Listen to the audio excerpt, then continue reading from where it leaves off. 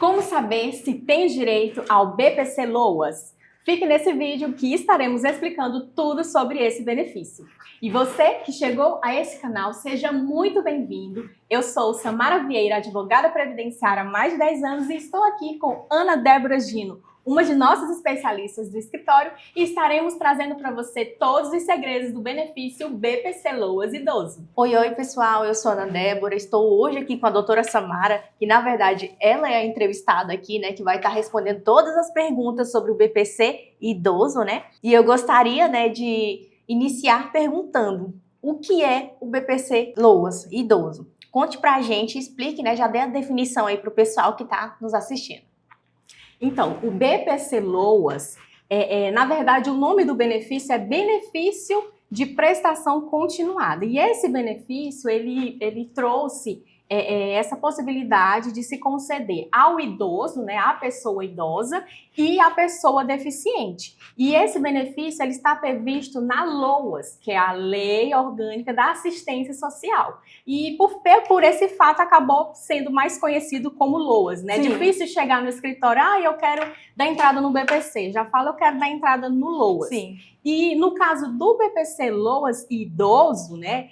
Se trata de um benefício concedido à pessoa idosa com 65 anos ou mais e que não conseguiu, por algum motivo, ter concedido um benefício de aposentadoria. E aí, considerando atingir os 65 anos, sim, e se tiver uma renda baixa, né, que se enquadre no critério que a lei define, é possível trazer essa concessão do BPC. Perfeitamente, doutora. Então, assim, se você pudesse definir, né, quais são os requisitos, né, para ter acesso a esse benefício, quais seriam?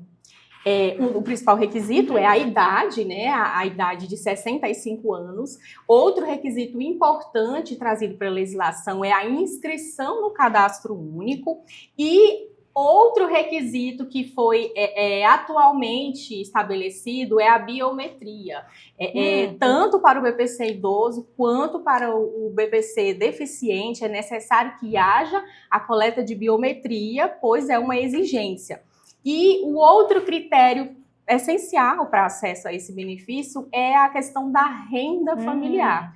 Né? A renda do grupo familiar ela tem que ser uma renda, pelo critério legal hoje seria de 1/4 do salário mínimo.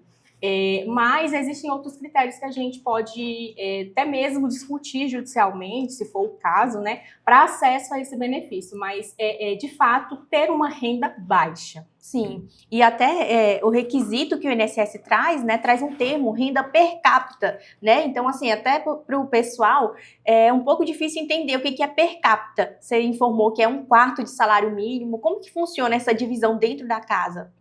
Então, o cadastro único, a pessoa se direciona ao cadastro único, ao CRAS, na verdade, para fazer o cadastro único. No cadastro único, deve ser incluída as pessoas que compõem aquele grupo familiar.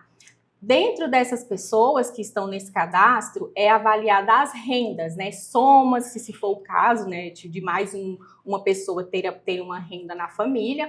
E aí, somadas essas rendas, divide sobre o número de pessoas daquela família para se chegar ao valor de cada pessoa, seria a per capita, né, por pessoa. Então, esse é o cálculo definido, que hoje seria 1/4 do salário mínimo. Que, no caso, seria 1/4 de 1.518, que é o salário mínimo hoje de 2025. Exatamente, exatamente. E aí, o critério legal hoje seria esse, né, a definição de 1/4 do salário mínimo e corresponde à renda per capita para acesso a esse benefício. Certo, doutora. E, no caso, a pessoa que tem acesso, né, ao benefício assistencial, né, idoso, às vezes ele confunde, né, de querer ter esse benefício com uma idade menor, né? Por exemplo, às vezes aos 62 anos. No escritório, né, algumas pessoas já chegaram com 62 anos de idade, informando, né, que tinha direito a esse benefício e tudo, porque já tinha ouvido falar, mas pode ter havido uma confusão. Você pode explicar isso pra gente mais? Sim, de fato. Às vezes acontece essa confusão em relação à idade, principalmente mulheres, né, que chegam com 62 anos e querem o BPC Loas. Acabam se confundindo por conta da idade da aposentadoria da mulher, né? Porque nos benefícios previdenciários há essa distinção de idade. 65 anos para o homem e 62 anos para a mulher. Só que no caso do BPC, infelizmente, não há essa distinção. Então, é uma idade única para os dois sexos, né? 65 anos para a mulher e para o homem. Agora, não vamos, de início, descartar aquela pessoa pelo simples fato dela estar com 62 e não estar com o requisito etário, né, para acesso a esse benefício. A gente vai avaliar se ela não teria nenhuma doença, né, que há limite, para poder ter acesso ao outro benefício, que seria o BPC deficiente. Sim, e até fazer um planejamento ali para ela, porque às vezes, né, doutora, ela pode ter contribuído ali durante 14 anos, né, e ter chegado, e estar chegando, né, próximo, e aí ela poderia estar continuar contribuindo, né, fazendo ali alguma coisa para ter direito ou à aposentadoria mesmo, ou se não ao BPC, mas ali já se faz uma análise, né, quando os clientes chegam, né, ao escritório, já se faz uma análise de toda a vida laborativa dele, das contribuições, não é isso?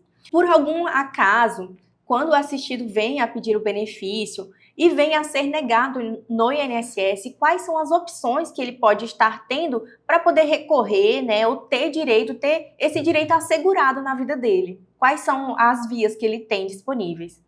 Então, primeiramente, quando um cliente chega no escritório com esse benefício negado, a gente vai avaliar o que aconteceu naquele processo administrativo que ele requereu. Pode ser que ele tenha solicitado sozinho.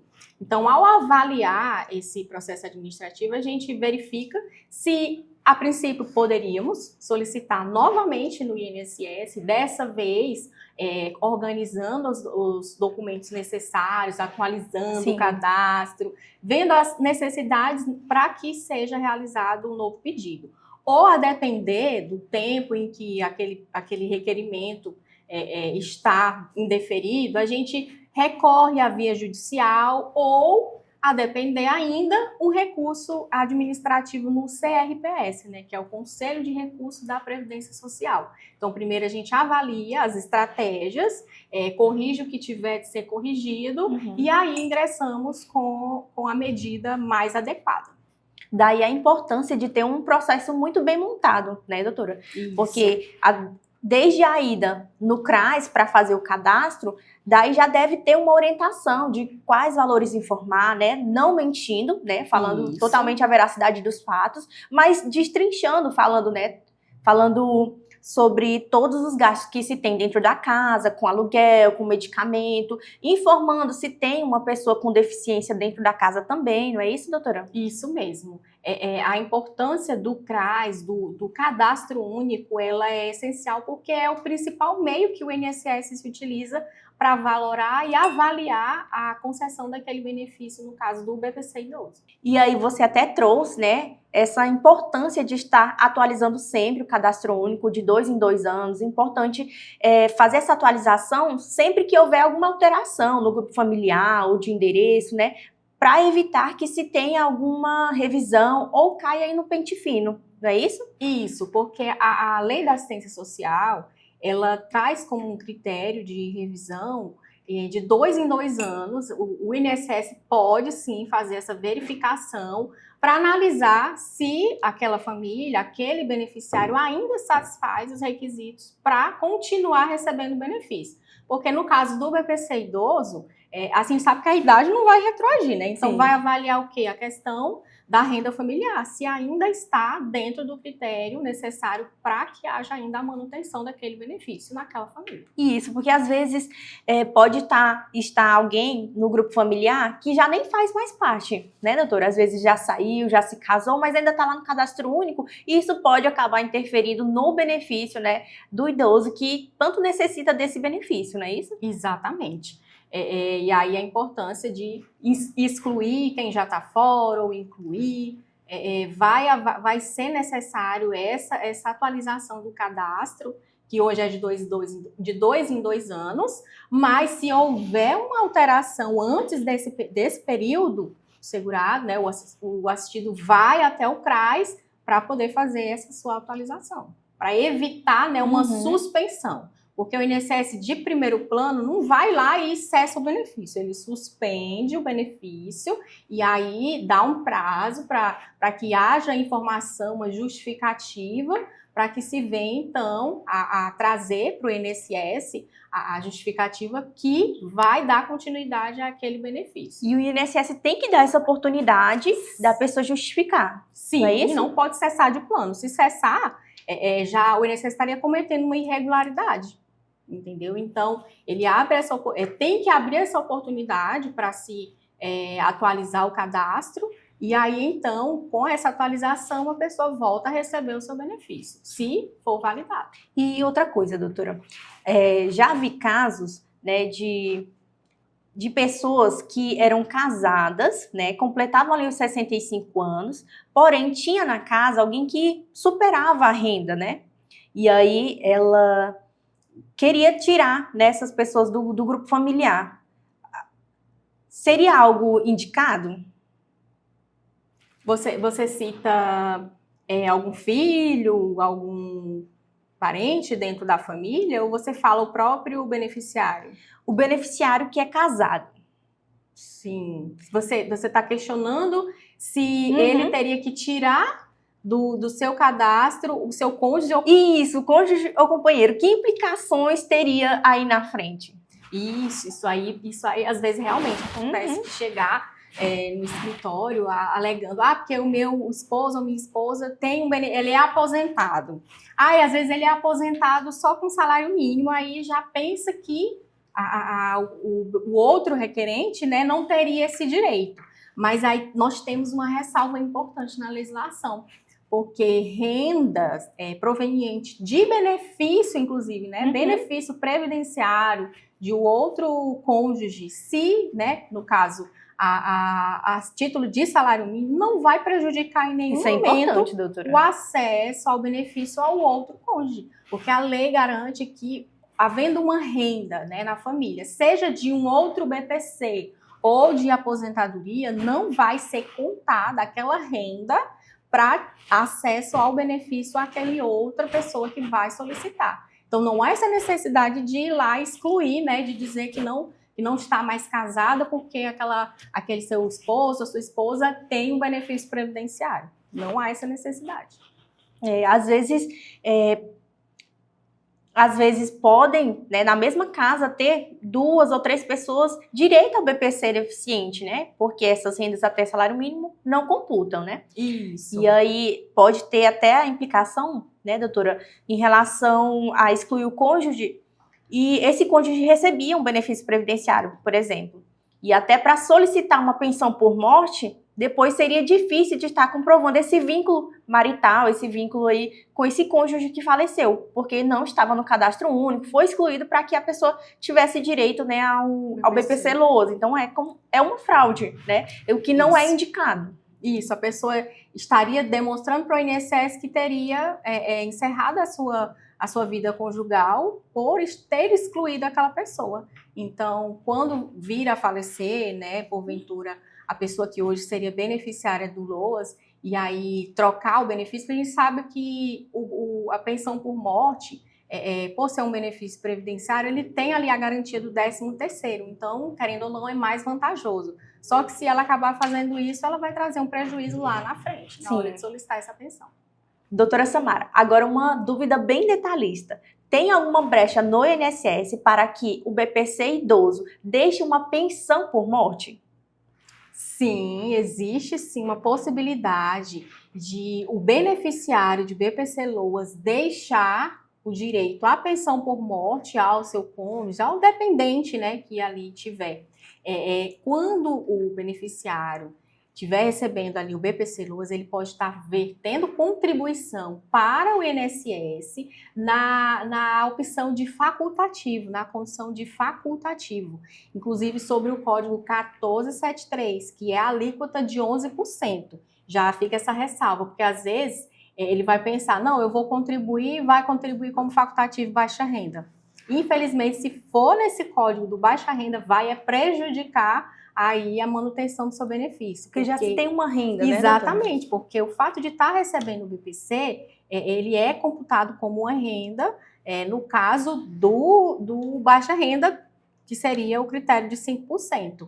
Então, ele não pode contribuir sobre o facultativo baixa renda, mas sobre o facultativo do 11%, sim. E aí, fazendo essas contribuições, elas não precisam nem ser mensais, né? Primeiro tem que se avaliar para qual dependente estaria ali pretendendo deixar o benefício, que no caso, se for cônjuge, né, tem que ter pelo menos ali 18 contribuições, e aí, atingindo essas 18, ele pode estar alternando esses pagamentos só para manter a qualidade, e aí a depender de quando vir, né, acontecer o óbito, e aí a preocupação dele é deixar uma pensão por morte para o seu dependente, estaria sim resguardado esse direito.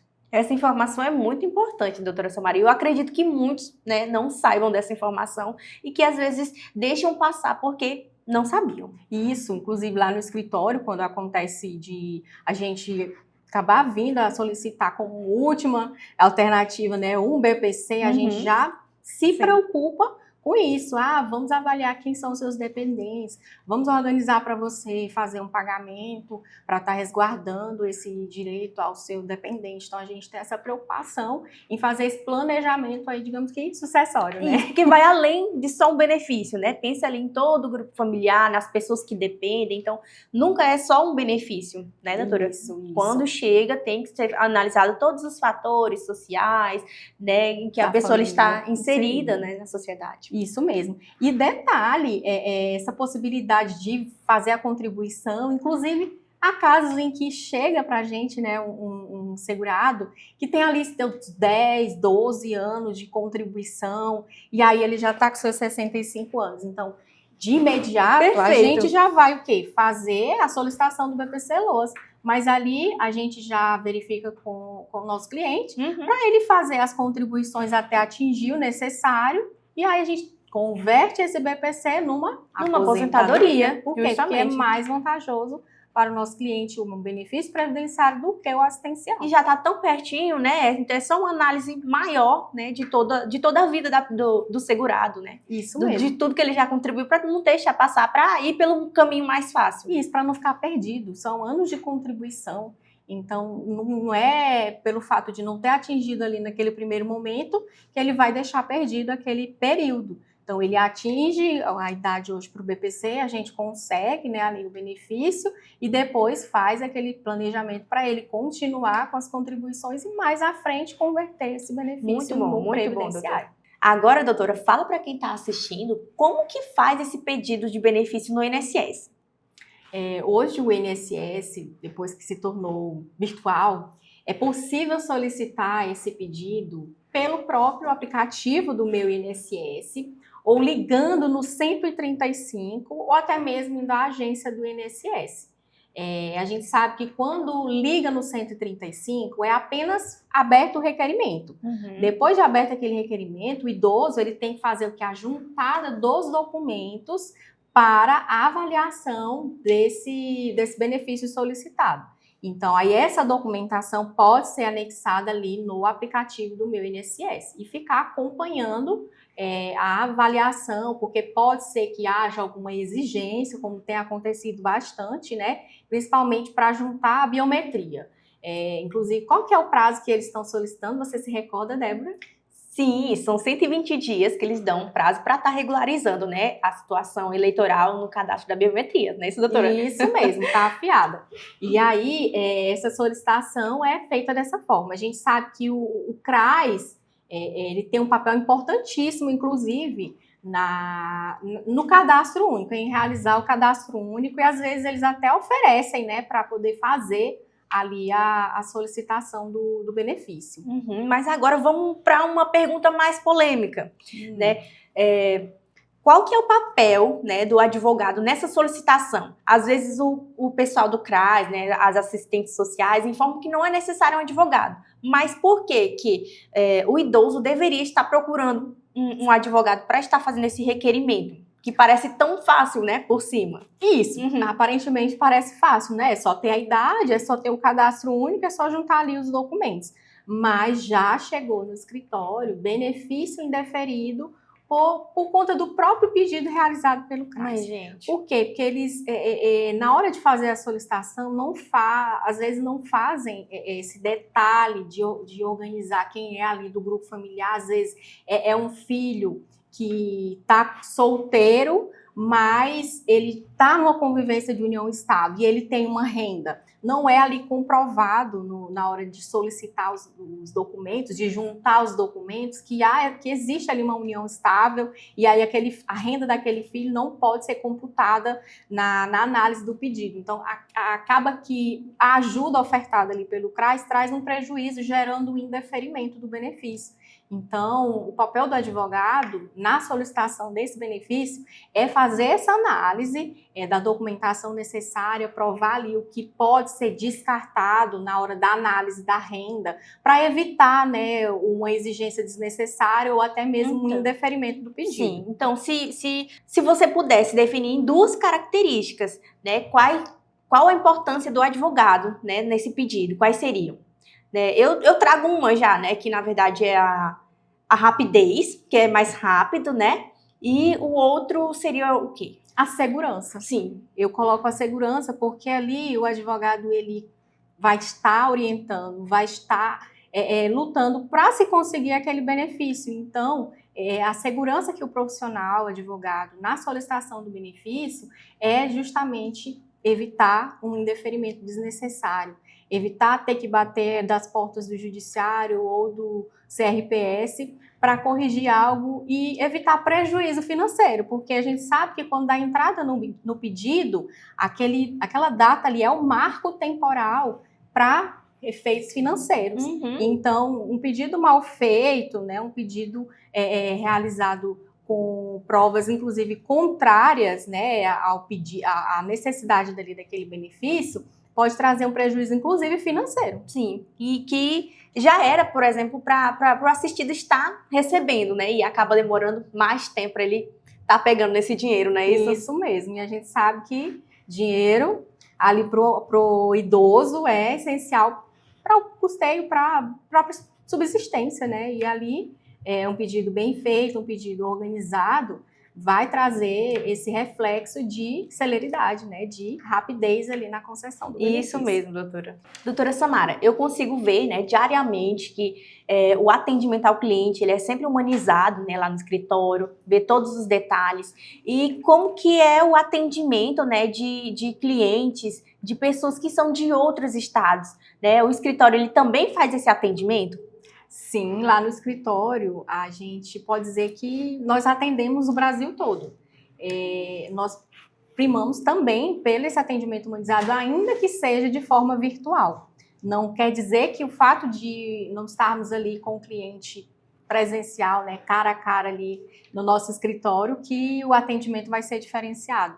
A gente também tem esse cuidado da análise do atendimento virtual também ser humanizado, e isso é uma das nossas principais qualidades, né, dos nossos valores, inclusive, ofertar esse atendimento humanizado para qualquer pessoa do Brasil todo, né? Então, a gente tem clientes aí quase dos nossos 26 estados aqui do Brasil. Perfeito, doutora. Então, eu vejo que o escritório está aberto, né? Aí, está atendendo clientes, está disponível, né? Até essa conversa, essa consultoria, não é isso? Isso mesmo. O nosso escritório, ele tem pessoas específicas para estar ali no nosso digital, ali, respondendo, marcando as consultorias, marcando os atendimentos, porque hoje é bem mais simples, né? Você pode estar lá em outro estado, está nos vendo aqui, viu a necessidade, a importância da contratação de um profissional e nosso escritório está aberto a estar ali auxiliando e conquistando esse direito. E para qualquer dúvida, a gente deixa o nosso contato, né? Isso nosso mesmo. e-mail, nosso contato, estão aí em todas as plataformas digitais. É isso aí, pessoal. Hoje nós trouxemos todos os temas aí sobre BPC idoso, desde a renda, documentação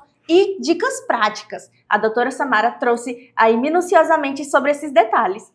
E se você gostou desse conteúdo, não esqueça de deixar o seu like, de comentar caso tenha acontecido algumas dúvidas, né, que a gente não tenha comentado aqui, Deixe lá aí o seu comentário que a gente vai estar respondendo.